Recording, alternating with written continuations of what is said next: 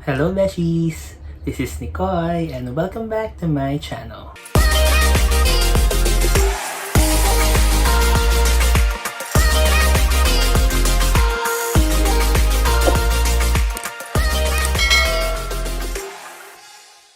So guys, last time, kung napanood niyo yung previous video ko, ay nag-unbox ako ng ring light na in-order ko from Shopee. And okay siya. So, highly recommended yung ring light na yon. So, for today's video, samahan nyo ako na i-unbox tong order ko from Shopee and check natin if nakakancel niya yung noise and if maganda siyang gamitin while doing this video or while doing a video. So itong microphone na to ay nabili ko for only 244.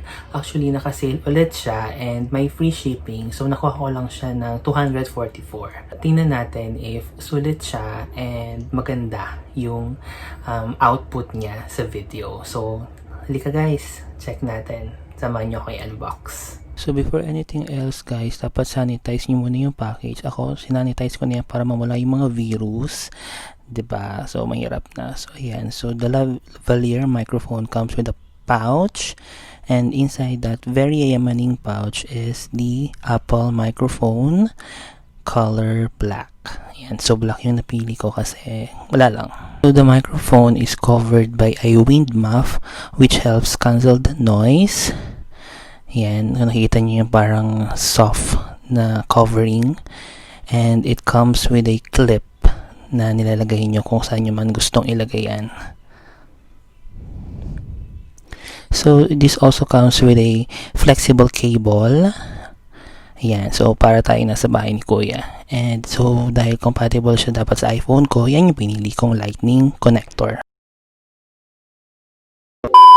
Hello guys! So ayun nga, na-setup na natin yung microphone and nalagay ko na siya dito.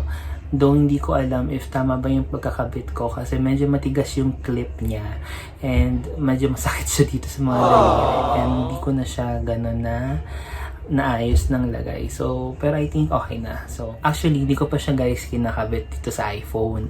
Check natin if may difference ba between dun sa video recording na may gamit akong microphone and dun sa video recording na wala akong gamit na microphone. Ito muna yung wala akong gamit na microphone. Mic test. Char!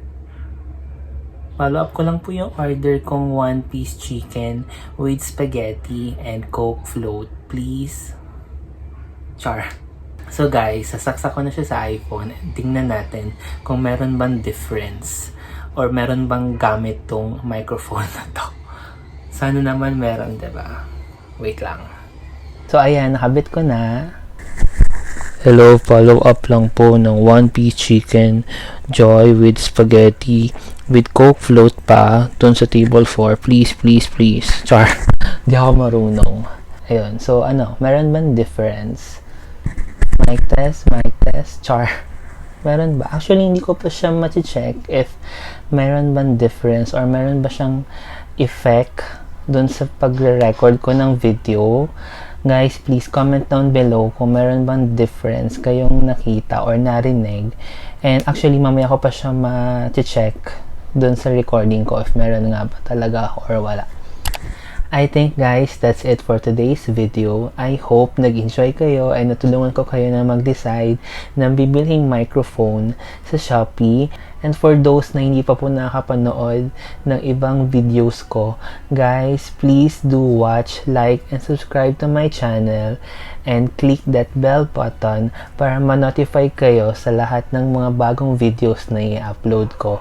So, again, maraming salamat po sa lahat na nag-subscribe po sa aking channel and tatanawin ko pong malaking utang na loob yung suporta na binibigay nyo. So, I hope to see you again soon and sana makagawa ulit ako ng video and I'm really looking forward to creating videos about my travels, about my food trips soon kapag sobrang okay na and sobrang ease na yung travel natin. See you again soon, Beshies! Bye-bye!